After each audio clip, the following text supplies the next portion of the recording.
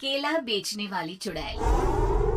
एक बार की बात है, जादूपुर नाम के एक गांव में करतब दिखाती एक औरत एक रेड्डी के लिए गांव में आती है। आइए आइए मेहरबान कदरदान, खाइए रोहड़ा के ताजे ताजे केले। कभी खाए नहीं होंगे ऐसे केले। पीले पीले केले खाइए।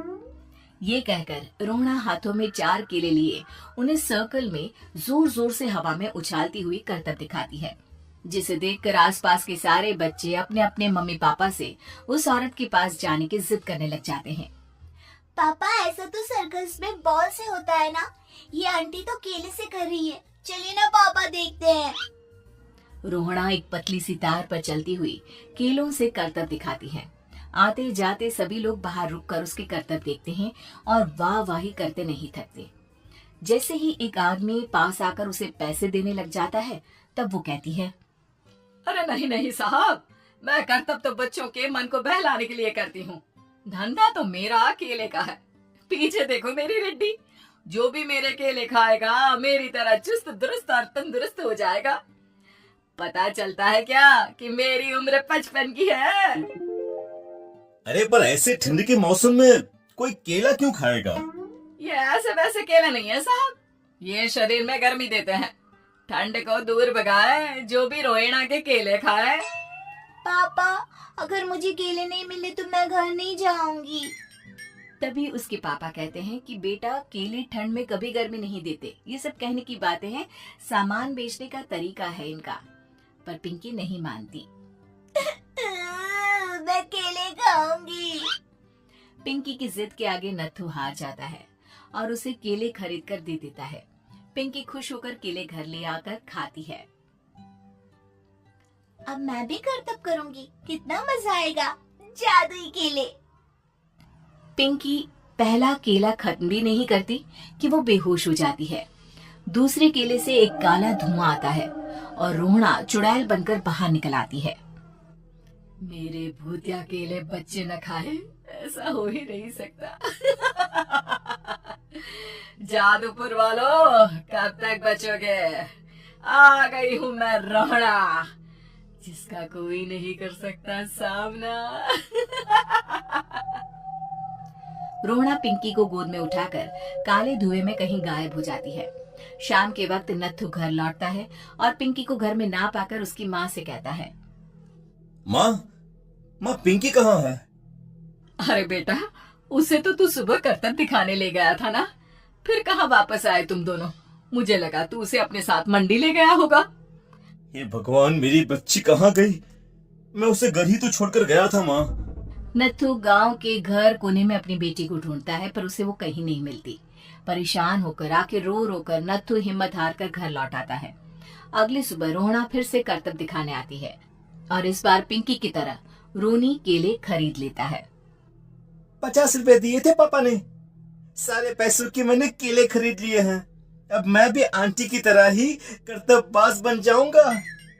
यही सोचते हुए रोनी केले खाता है और पहला अकेला केला आधा खत्म भी नहीं करता कि चुड़ैल उसके सामने आ जाती है। मेरे साथ चलने का समय आ गया है रोनी। ये तो बस शुरुआत है।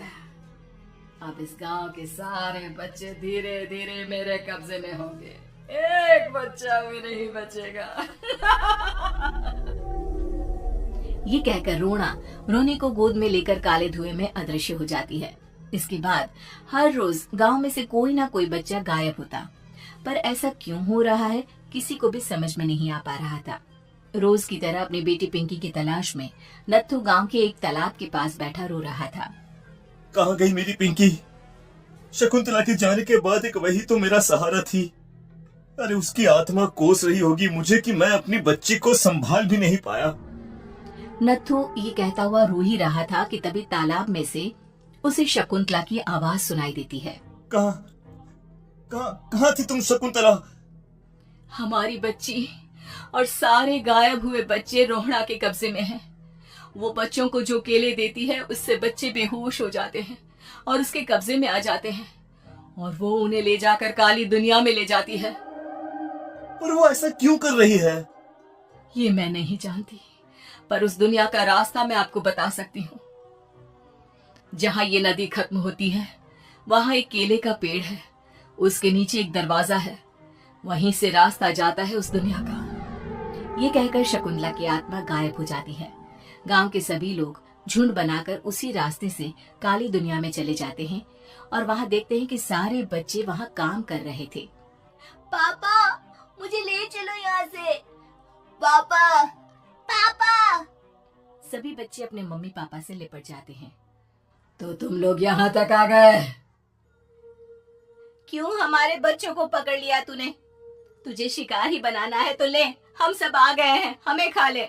नहीं, मुझे बच्चे चाहिए। मेरे बच्चे के बदले तुम लोगों के बच्चे।